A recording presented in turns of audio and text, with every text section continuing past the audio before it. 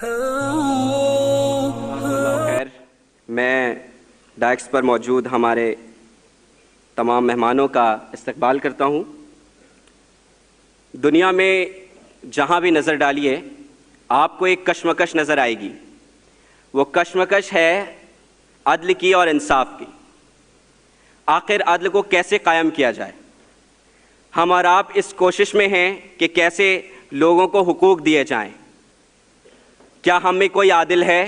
جو عدل کر سکے؟ کیا ہماری قوم میں کوئی انصاف پسند ہے جو انصاف کا نعرہ بلند کر سکے؟ ایکویلٹی کا نعرہ دیا گیا کسی زمانے میں، اور اس ایکویلٹی کے نام پہ کروڑوں آدمیوں کو ذبح کر دیا گیا، لیکن اس کے باوجود بھی آج بھی ہم لوگوں کو حقوق نہیں دے پائے ہیں۔ لاکھوں کی تعداد میں این جی اوز اور آرگنائزیشنز کام کر رہی ہیں، اس کے باوجود بھی انصاف اور عدل کی گہار لگائی جاتی ہے اور عدل اور انصاف نہیں ہوتا۔ پھر ہم نے کوشش کی کہ شاید 51% لوگ عدل قائم کرنے کے لیے کافی ہوں گے اور وہ جس چیز کا فیصلہ کر دیں اس کے اوپر ہم اتفاق کر لیں گے، لیکن ہم نے اپنی آنکھوں سے دیکھا کہ وہ 51% لوگ یا وہ میجورٹی بھی انصاف دینے میں ناکام رہی اور عدل قائم کرنے میں ناکام رہی۔ جس رب کے نام سے ہم نے اس محفل کا آغاز کیا، اس رب کائنات نے، اس خالق نے، اس مالک نے، اس حاکم نے قرآن میں ایک ترازو اتاری اور اس کا ذکر سورہ الحدید میں کیا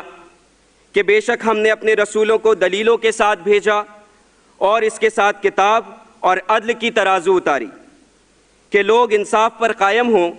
اور ہم نے لوہا اتارا، اس میں سخت آنچ اور لوگوں کے لیے فائدہ ہے، اور دیکھیں کہ کون اللہ کو بے دیکھے اور اس کے رسولوں کی مدد کرتا ہے۔ بے شک اللہ قوت والا اور غالب ہے۔ اب دیکھنا یہ ہے کہ اسلام کی اساس مساوات پر ہے یا عدل پر ہے۔ اس موضوع پر مزید روشنی ڈالنے کے لیے میں ڈاکٹر طارق ایوبی صاحب کو دعوت دوں گا کہ آپ اسلام کی اساس مساوات یا عدل پہ اپنی رائے پیش کریں۔ آپ پرنسپل ہیں مدرسۃ العلوم الاسلامیہ میں، جناب طارق ایوبی صاحب۔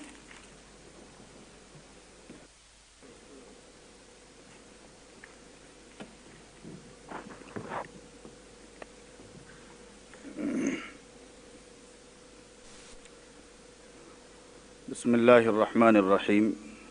وبہ نستعین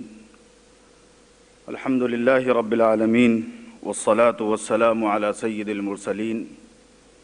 وعلی آلہ وصحبہ ومن تبعہم بإحسان الی یوم الدین، اما بعد۔ قال اللہ تبارک وتعالی فی کتابہ المجید، اعوذ باللہ من الشیطان الرجیم، بسم اللہ الرحمن الرحیم،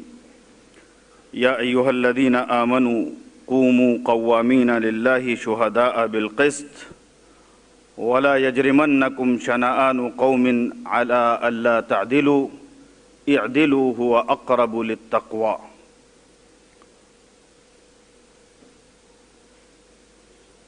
برادران گرامی، خواتین و حضرات، اور ڈائس پر تشریف رکھنے والے معزز مہمان،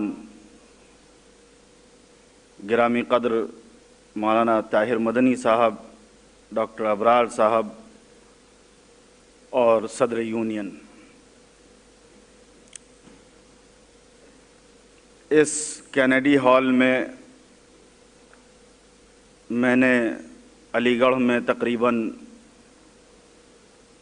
13-14 سال میں مختلف نوعیت کے پروگرام دیکھے ہیں، لیکن میں سمجھتا ہوں کہ آج کا یہ پروگرام اور آج کا یہ اجلاس اپنی اہمیت کے اعتبار سے، اپنی نوعیت کے اعتبار سے، اپنے موضوع کے اعتبار سے، اپنی تھیم کے اعتبار سے کچھ بہت الگ ہے اور بڑی اہمیت کا حامل ہے۔ دراصل میری معلومات کی حد تک جن لوگوں نے بھی اس اجلاس کا انعقاد کیا ہے، یہ محفل سجائی ہے، وہ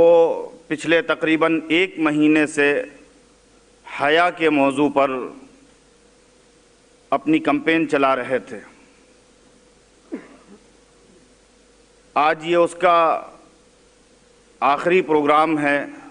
جس کا عنوان بھی بڑا زبردست ہے، اور یہ وہ عنوان ہے جو مغربی تہذیب کے نتیجے میں، مغربی کلچر کے نتیجے میں، مغربی تسلط کے نتیجے میں، مغربی نظام تعلیم کے نتیجے میں اور مغرب سے متاثر ہونے کے نتیجے میں ہماری سوسائٹی میں، ہماری دانشگاہوں میں، ہماری کمیونٹی میں، ہمارے نوجوانوں کے درمیان، ہماری خواتین کے درمیان موضوع بحث بنا ہوا ہے۔ واقعہ یہ ہے کہ قرآن مجید نے انسان کو زندگی گزارنے کے لیے ایک پورا سسٹم دیا ہے۔ قرآن مجید نے انسان کو ایک سوسائٹی کو تشکیل دینے کا طریقہ سکھایا ہے۔ اس کا اپنا سوشل سسٹم ہے، اس کا اپنا اقتصادی نظام ہے، اس کا اپنا سیاسی نظام ہے، اس کا اپنا تعلیمی نظام ہے، زندگی گزارنے کا اس کا اپنا طریقہ ہے،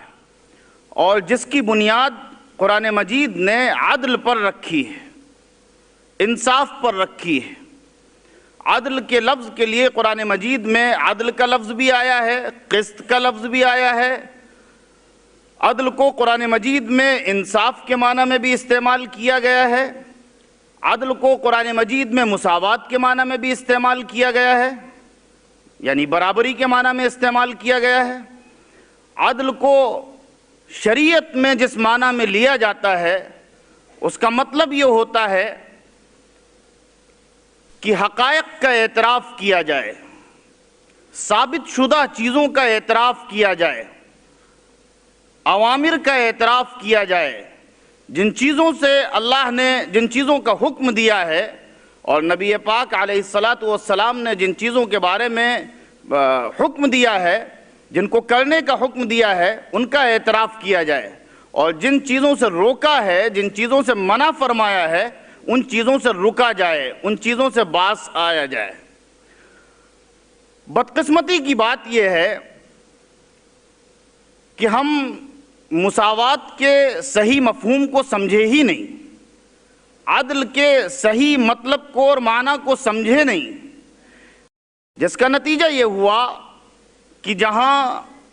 ہمیں مساوات کی بات کرنی چاہیے وہاں ہم عدل کی بات کرنے لگے، اور جہاں ہمیں عدل کی بات کرنی چاہیے وہاں ہم مساوات کی بات کرنے لگے۔ آپ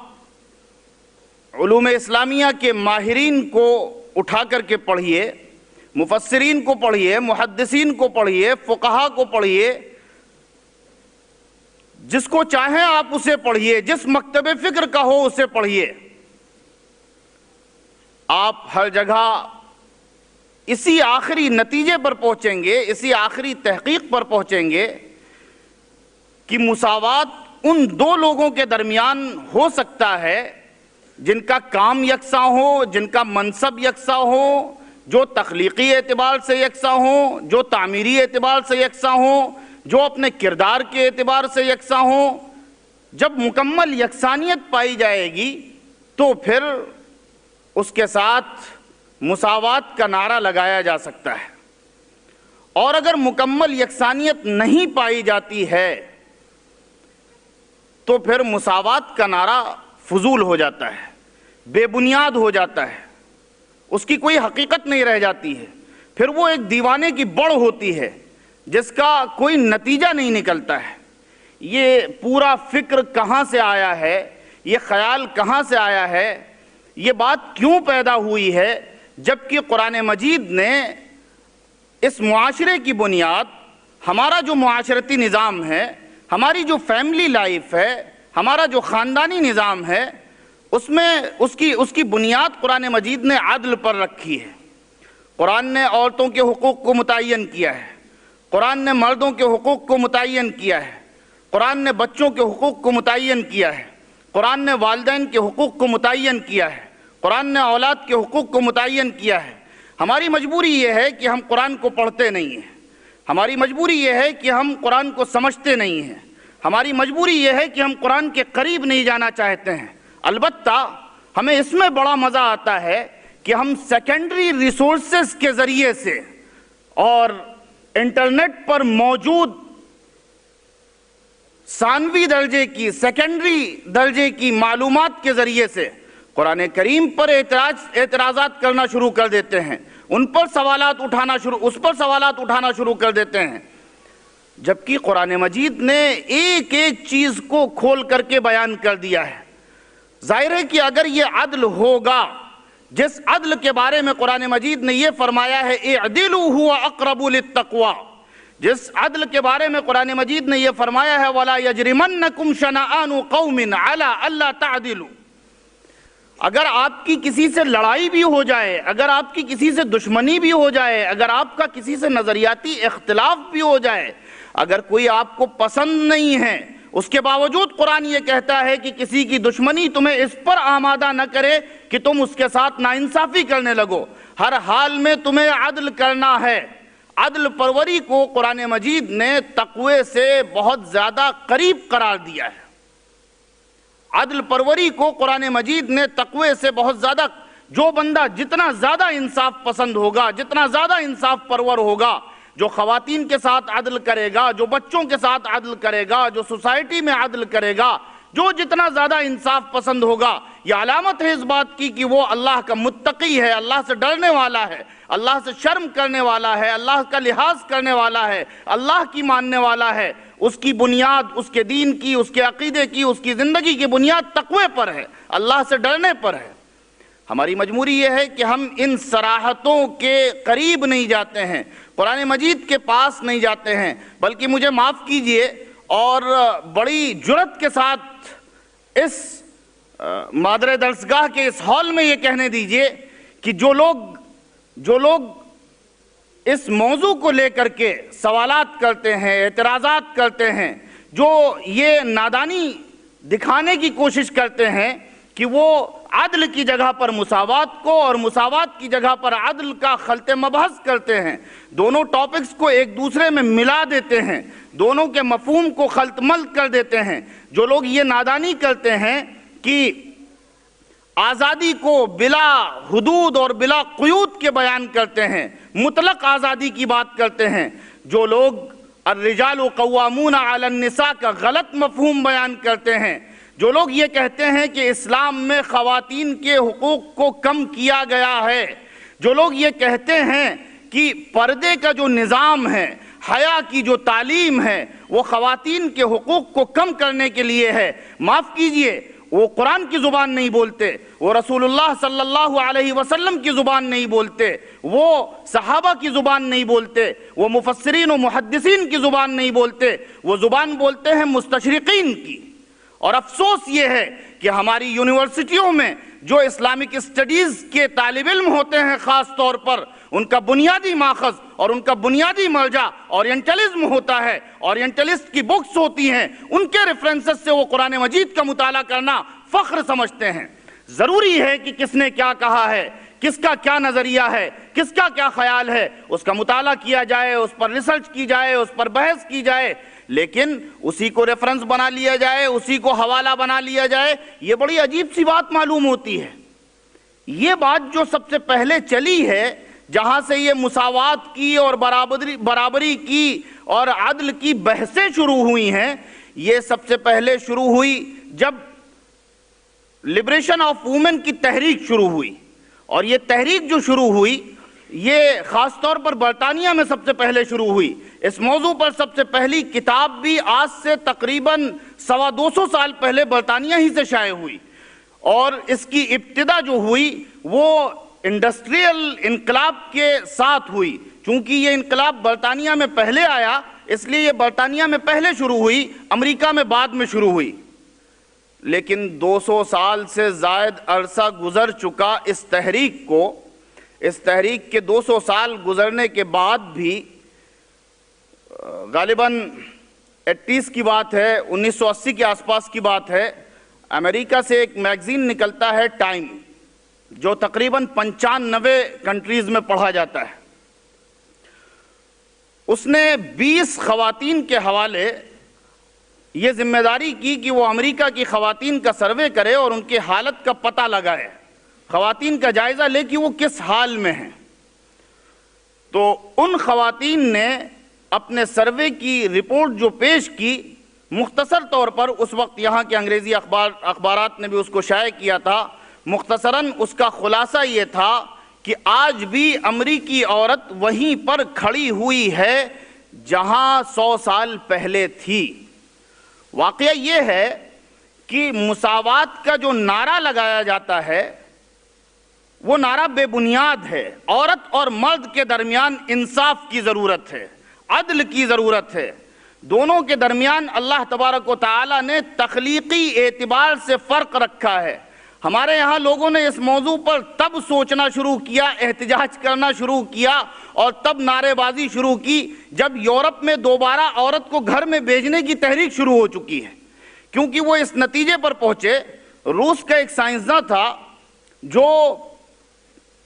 مکمل طور پر عورت اور مرد کے امتیاز کو ختم کر دینا چاہتا تھا، اور وہ مکمل طور پر مرد اور عورت کے درمیان مساوات کو دیکھنے کا خواہش مند تھا، لیکن آخر میں اس نے لکھا کہ مجھے یہ اعتراف کرنا پڑتا ہے کہ حیاتیاتی طور پر، حیاتیات میں، بایولوجی کے حساب سے اگر ہم دیکھیں تو عورت اور مرد میں فرق موجود ہے، یعنی بایولوجیکلی اور حیاتیاتی طور پر، فطری طور پر ہمارے پاس وہ بنیاد نہیں ہے، وہ بیس نہیں ہے جس کی بنیاد پر ہم مساوات قائم کریں۔ نتیجہ یہ نکلا کہ مساوات کے جس قدر بھی نعرے لگائے گئے، جتنی زیادہ لوگوں نے اس کے سلسلے میں آوازیں بلند کیں، جتنی زیادہ تحریکیں چلائیں، اس کا رزلٹ صرف اور صرف یہ ہوا کہ عورت غلام بنتی چلی گئی۔ کیونکہ چاہیے تھا عدل،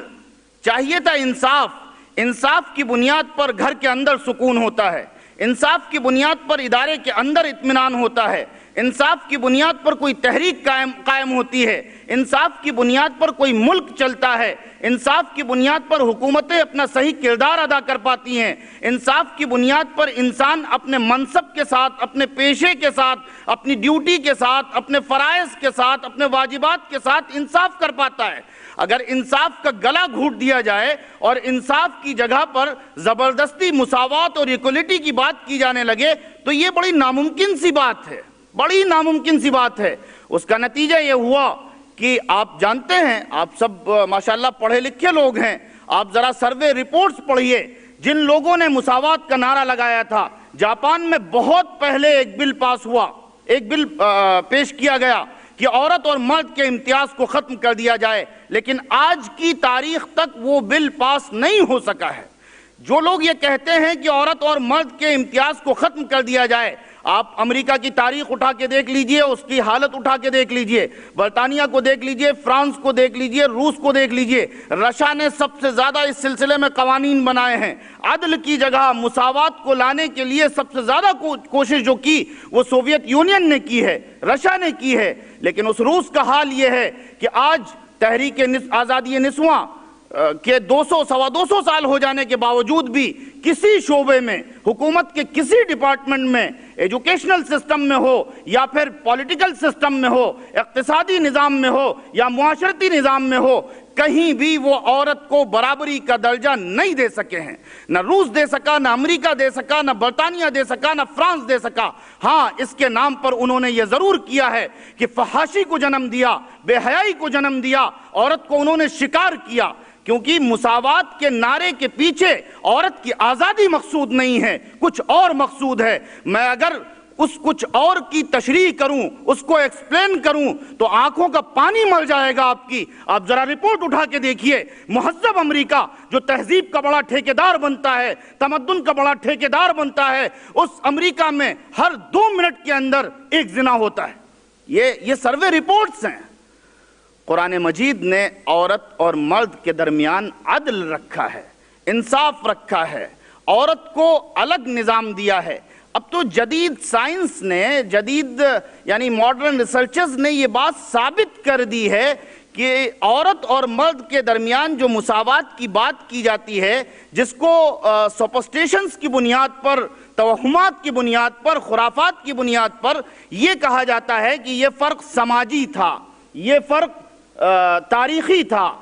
لیکن یہ تاریخی فرق نہیں تھا، یہ سماجی فرق نہیں تھا۔ تمام آسمانی مذاہب، یہودیت ہو کہ نصرانیت ہو یا اسلام ہو، سب کا اس سلسلے میں یہ نقطہ نظر یکساں ہے کہ عورت اور مرد 2 الگ الگ صنف ہیں، دونوں کے کردار الگ ہیں، دونوں کے عمل الگ ہیں، دونوں کے ہارمونز الگ ہیں، دونوں کی ایبلٹی الگ ہیں، دونوں کی کیپیسٹی الگ ہیں۔ یہ الگ بات ہے کہ اسلام وہ واحد مذہب ہے جس نے سب سے پہلے خواتین کو یہ کہنے کی جرات دی کہ ہمارے بھی حقوق ہمیں دیے جائیں۔ آج جو عورتیں یہ کہتی ہیں کہ ہمارے حقوق مارے جا رہے ہیں، ہمارے حقوق نہیں ادا کیے جا رہے ہیں، یہ اظہار رائے کی آزادی بھی اسلام نے دی۔ اسلام سے پہلے کسی بھی عورت کو اس کی اجازت نہیں دی کہ وہ اپنی زبان کھول سکے۔ اسلام سے پہلے عورت صرف مردوں کے لیے سامان تفریح ہوا کرتی تھی، اس کی لونڈی ہوا کرتی تھی، اس کی باندی ہوا کرتی تھی، عورت مردوں کے قدموں میں پڑی رہتی تھی۔ لیکن قربان جائیے اس مذہب اسلام پر، جس سے آج لوگوں کو، خود اسلام کے ماننے والوں کو چڑ ہونے لگی ہے، نفرت ہونے لگی ہے۔ اس اسلام نے قدموں میں پڑی ہوئی اس عورت کو اس مقام پہ پہنچایا جہاں مرد کی جنت اس کے قدموں میں رکھ دی گئی۔ یہ ہے وہ اسلام۔ اس اسلام نے عورت کو تعلیمی حقوق دیے، اس اسلام نے عورت کو تمدنی حقوق دیے۔ اسلام اس بات کی مکمل اجازت دیتا ہے کہ عورت معاشرے میں اپنی صلاحیتوں کو پروان چڑھائے۔ اسلام مکمل اس کی اجازت دیتا ہے کہ عورت معاشرے میں ترقی کی اعلیٰ ترین معیار پر پہنچ جائے۔ اسلام اس بات کی اجازت دیتا ہے کہ عورت معاشرے میں اپنا وہ مقام حاصل کرے جو وہ چاہتی ہے۔ لیکن اسلام اس کی اجازت قطعی نہیں دیتا ہے، ہرگز نہیں دیتا ہے کہ عورت اپنی نسوانیت کا سودا کر لے، عورت اپنے عورت پن کا سودا کر لے۔ عورت کو ہر حال میں عورت رہنا ہے،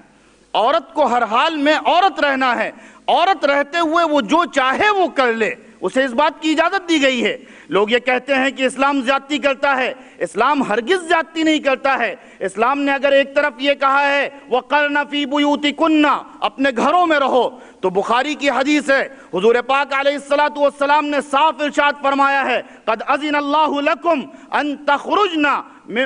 لِحَوَائِجِكُنَّ، تمہارے لیے اللہ نے اجازت دی ہے، تم اپنی ضرورتوں سے باہر نکل سکتی ہو۔ ضرورت کے تحت باہر نکلا جائے، لیکن یاد رکھا جائے کہ ضرورت کی ڈیفینیشن ہماری خواہش کی بنیاد پر نہیں ہوگی، ضرورت کی ڈیفینیشن ہماری چاہت کی بنیاد پر نہیں ہوگی۔ اس لیے کہ حضرت عبداللہ ابن عباس رضی اللہ تعالیٰ عنہ کا ارشاد ہے کہ خواہشات بھی ایک صنم ہیں، خواہشات پرستی بھی صنم پرستی ہے، تو صنم پرستی کی بنیاد پر نہیں ہوگی،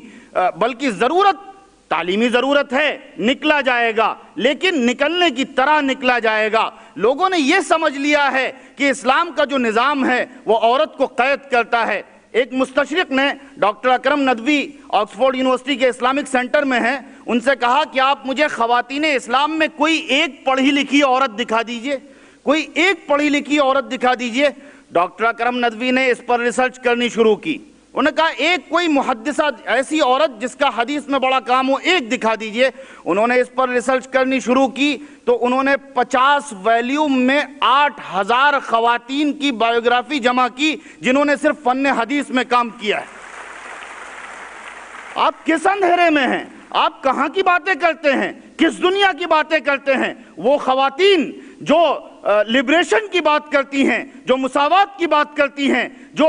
عدل کی جگہ مساوات کی بات کرتی ہیں، جو انصاف کی جگہ برابری کی بات کرتی ہیں، ان خواتین کا حال یہ ہے، اس یورپ کا حال یہ ہے کہ وہاں جب تک عورت جوان رہتی ہے اس کے جسم سے کھیلا جاتا ہے، اور جس دن وہ بوڑھی ہو جاتی ہے اسے اولڈ ایج ہوم میں ڈال دیا جاتا ہے، اسے جوتوں کی ٹھوکر میں رکھا جاتا ہے۔ یہ ہے وہ یورپ کا چہرہ جس کی چمک دمک پر آپ مرے جاتے ہیں۔ قرآن مجید نے آپ جس پردے کو بوجھ سمجھتے ہیں، جس حیا کو آپ بوجھ سمجھتے ہیں، قرآن مجید نے وہ پروٹیکشن کے لیے نافذ کیا ہے، وہ شریفوں کی عادت بتائی گئی ہے۔ مدینہ منورہ کے ماحول میں جائیے، کیسا ماحول رہا ہوگا، لیکن منافقین عورتوں کے ساتھ چھیڑخانی کرتے تھے، منافقین اس طرح کی حرکتیں کرتے تھے جس سے مومنین کو تکلیف ہو، جس سے حضور پاک علیہ السلام کو تکلیف ہو، جس سے مسلم عورتوں کے کردار پر داغ آئے، جس سے مسلم عورتوں کی عزت نفس زخمی ہو۔ اس موقع پر اللہ تبارک و تعالی نے حضور پاک علیہ السلام کو خطاب کرتے ہوئے سورہ احزاب میں فرمایا، یا ایھا النبی قل لازواجک وبناتک ولنساء المؤمنین، اے نبی آپ اپنی بیویوں سے کہہ دیجئے، آپ اپنی عورتوں سے کہہ دیجئے، اپنی بیٹیوں سے کہہ دیجئے، اور مسلمانوں کی عورتوں سے کہہ دیجئے، جب وہ باہر نکلا کریں تو اپنے اوپر ایک چادر ڈال لیا کریں، یدنین علی جلابیبہن، یدنین علیہن، اپنے اوپر جلابیب ڈال لیا کریں، اپنے اوپر ایک چادر ڈال لیا کریں۔ اور اس کے بعد جو بات فرمائی ہے وہ بڑی پتے کی بات فرمائی ہے۔ جو عورتیں غیر مسلم ہوتی ہیں پھر وہ اسلام قبول کرتی ہیں، ذرا آپ کبھی ان کے ایکسپریشن سنیے، کبھی ان کے تاثرات سنیے، کبھی ان سے بات کیجئے، وہ آپ کو بتائیں گی کہ کل تک وہ جس لباس میں رہتی تھیں، جس عریانیت کے ساتھ رہتی تھیں، وہ کس طرح سے انکمفرٹ فیل کرتی تھیں، آج جب انہوں نے اپنے اوپر چادر ڈالی ہے، آج جب انہوں نے اپنے سر کو ڈھکا ہے تو انہیں کیسا عورت پن کا احساس ہوا ہے، کیسا حیا کا انہیں کیسا احساس ہوا ہے۔ قرآن نے یہی بات تو کہی ہے کہ یہ بات زیادہ قریب ہے اس کے کہ ان کو پہچان لیا جائے اور پھر انہیں ستایا نہ جائے۔ منافقین اس زمانے میں عام طور سے لونڈیوں کو اور باندیوں کو ستایا کرتے تھے، شریف گھرانوں کی عورتوں سے کوئی بات کرنے کی انہیں ہمت نہیں پڑا کرتی تھی۔ اور عجیب بات یہ ہے، آج کے اس گئے گزرے ماحول میں، اس ہندوستان میں، اگر کوئی نقاب پوش خواتین نکلتی ہے، کوئی باحیا اور باپردہ خاتون نکلتی ہے، تو آج بھی لوگ اس کی عزت کرتے ہیں، آج بھی اس کے لیے جگہ چھوڑ دیتے ہیں، راستے چھوڑ دیتے ہیں۔ قرآن نے یہی کہا ہے کہ یہ اس کے زیادہ قریب ہے کہ اس کی شرافت کو پہچان لیا جائے، اس کی عزت و عصمت کو پہچان لیا جائے، اس کی نجابت کو پہچان لیا جائے، اور پھر اس کا راستہ چھوڑ دیا جائے، اس کے ساتھ کوئی ایسی غلط بات نہ کرے۔ میرے دوستو، در حقیقت اس پورے موضوع کی شروعات ایڈورڈ ولیم کے ذریعے سے ہوئی تھی، جس نے قرآن مجید کے منتخب حصوں کا ترجمہ شائع کیا تھا 18ویں صدی میں، اور اس نے اس میں ایک بات لکھ دی تھی کہ در حقیقت اسلام کا سب سے کمزور پہلو یہ ہے کہ اس نے عورتوں کے حقوق کو کم کر کے دیا ہے۔ میرے پاس بہت ساری مثالیں ہیں اور میں نے بہت ساری آیات بھی نوٹ کی تھیں جو میں آپ کے سامنے پیش کرتا، اور میں نے یورپ کے، رشیا کے، امریکہ کے بہت سارے واقعات بھی تھے جن کی روشنی میں آپ سے بات کرتا، لیکن افسوس یہ ہے کہ وقت ہمارے پاس کم ہے اور مجھے یہ حکم ہوا ہے کہ میں اپنی گفتگو کو کنکلیوڈ کروں، اس لیے میں اسی پر اپنی بات کو ختم کرتا ہوں کہ اسلام نے عدل سکھایا ہے، یہ دنیا عدل پر قائم ہے۔ عدل کا قانون وہ قانون ہے جس کی بنیاد پر دنیا صحیح طریقے سے چل سکتی ہے۔ اللہ نے عدل کو قرآن مجید کے ساتھ نازل کیا ہے۔ اللہ نے صاف طور پر یہ بات ارشاد فرمائی ہے، اِنَّا أَرْسَلْنَا رُسُلَنَا بِالْبَيِّنَاتِ وَأَنزَلْنَا إِلَيْهِمُ الْكِتَابَ وَالْمِيزَانَ۔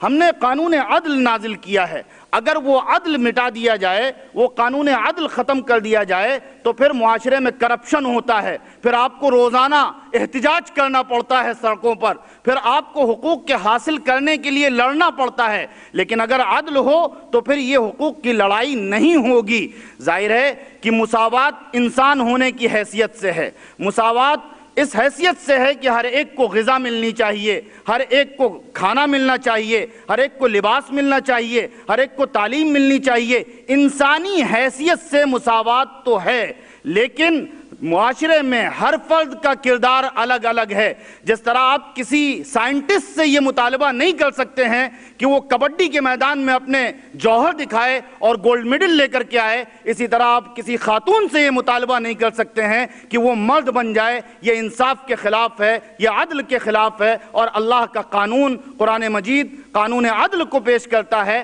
عدل خود ایکولیٹی کی بنیاد ہے. اگر عدل نہیں موجود ہوگا تو ایکولیٹی کی جس حیثیت سے ایکولیٹی کی ضرورت ہے وہ حیثیت بھی پوری نہیں ہوگی. میں انہی باتوں پر اپنی گفتگو کو ختم کرتا ہوں. وما علینا الا البلاغ. جزاکم اللہ خیر.